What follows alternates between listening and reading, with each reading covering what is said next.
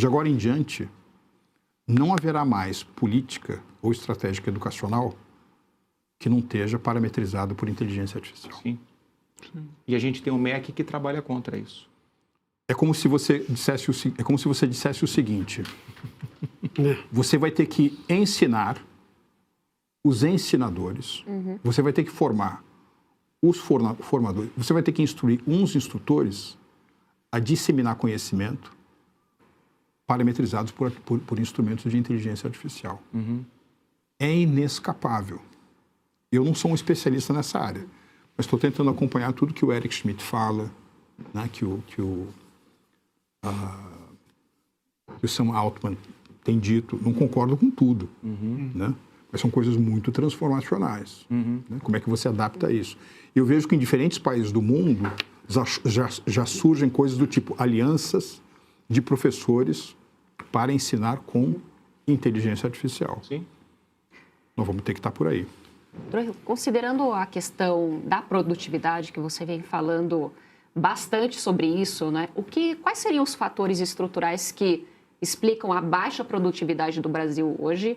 Né? E, para além disso, nós ainda também temos a pauta do 6x1, né? Da escala 6x1, da proibição, enfim.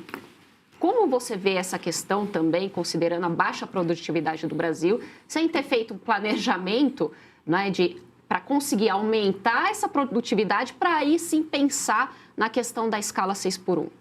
Dani, eu tive numa conversa na semana passada, né, num painel, em que tinha gente dos Estados Unidos, gente da Europa, tinha um argentino, tinha um chinês e tinha um indiano. A conversa era sobre isso.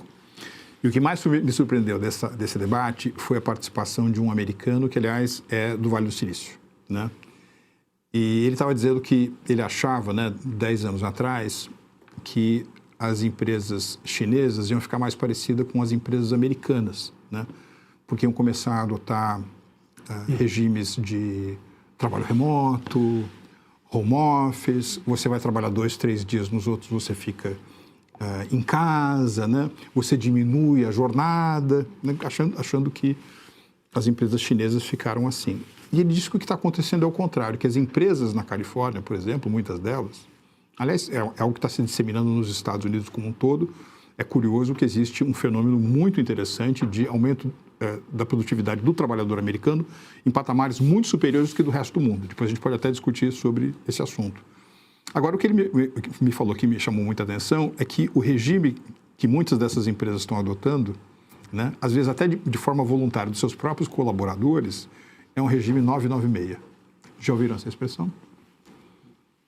Ainda não. 996, que é uma coisa que veio da China. Você trabalha das 9 da manhã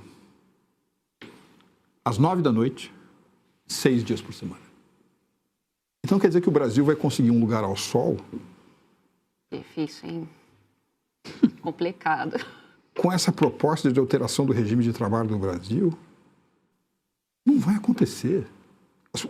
Aliás, desculpa, nós vamos ficar mais ricos trabalhando menos? Sim.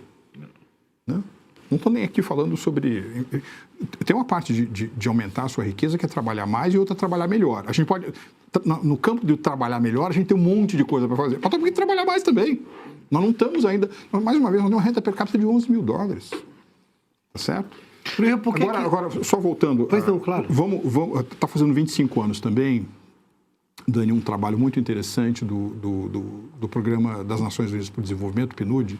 Eles publicam uma vez por ano um texto chamado Relatório do Desenvolvimento Humano, Human Development Report. E o do ano de 2001 foi de grande relevo porque ele traz um conceito chamado TAI, que é a sigla em inglês para Índice de Realização Tecnológica, Technology Achievement Index.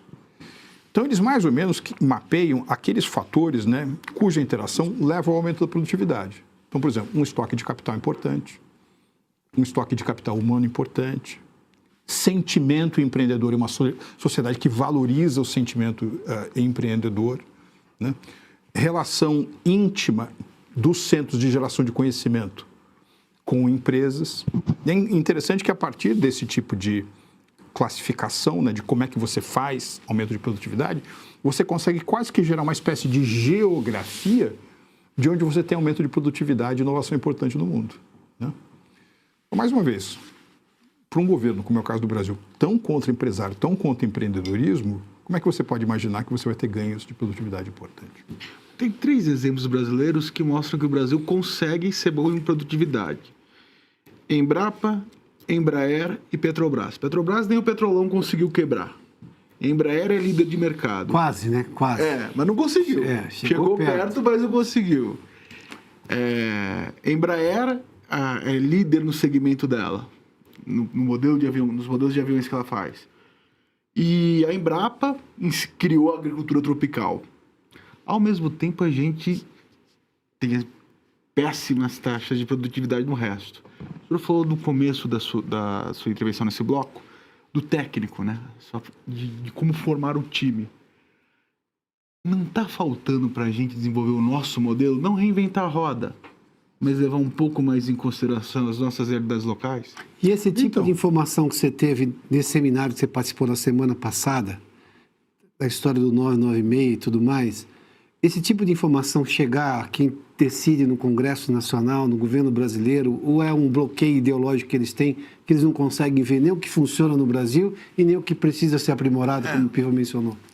Adalberto, eu tenho certeza que muitos membros do Congresso Nacional estão assistindo o Arena Oeste, né? E, portanto, se sensibilizarão com muitas dessas ideias que nós estamos debatendo aqui, né? Agora, Arthur, você mencionou 3 unidades aí, você falou Embrapa, Embraer e Petrobras. Então tá. Eu concordo 100% com o Embraer. Embrapa teve um papel historicamente importante. Eu acho que tanto Embrapa quanto Petrobras hoje funcionam como arquipélagos. Você tem ilhas de excelência. Sim, de fato. E você tem outras coisas, às vezes, em alguns casos, muitas coisas que não estão funcionando tão bem. Nós teremos outros exemplos de excelência no Brasil. Suzano, WEG, não é isso? Você tem... No estado de Santa Catarina, você tem um monte de coisa bacana, no Paraná também, em São Paulo. Você tem coisas espetaculares acontecendo. No Centro-Oeste, você tem coisas espetaculares do ponto de vista... Agora, mais uma vez, é um arquipélago.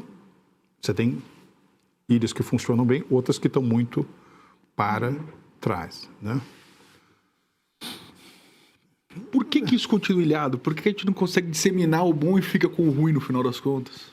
Em geral, são empresas que descobrem um nicho de mercado em que elas são menos dependentes do governo.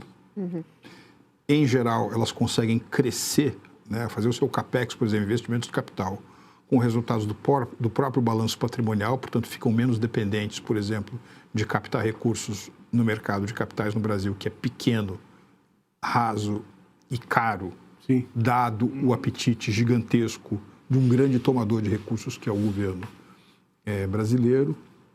São essas características. Entraram numa área que fica muito difícil para outros entrarem. Por exemplo, essa faixa de segmento que a Embraer está, é de difícil competição. Eles encontraram um nicho bacana, muito legal, e são muito competentes. E se você pudesse ter acesso aos bastidores do Sem Filtro e conversar direto com os comentaristas e âncoras da Oeste? Agora, isso é possível com o Clube de Membros do nosso canal no YouTube. O clube foi criado para quem quer dar um passo além e fazer parte de uma comunidade exclusiva. São 3 níveis de assinatura, pensados para aproximar você da nossa equipe. No plano apoiador, você ganha destaque no chat, figurinhas personalizadas e acesso a publicações exclusivas na comunidade do canal. Quer estar ainda mais perto da Oeste? Nos níveis Engajado e VIP, nós liberamos acesso às lives fechadas com nossos apresentadores e comentaristas, nas modalidades mensal ou semanal. Você também participa de sorteios de livros e produtos da Oeste, além de acesso antecipado a vídeos e a uma visão direta dos bastidores do programa Oeste Sem Filtro. Faça parte do nosso clube de membros e tenha acesso a lives exclusivas comigo e com todo o time da Oeste. Se você acredita na importância de um jornalismo livre, independente e comprometido com os fatos, clique agora no botão Seja Membro e conheça todos os detalhes e vantagens de cada plano.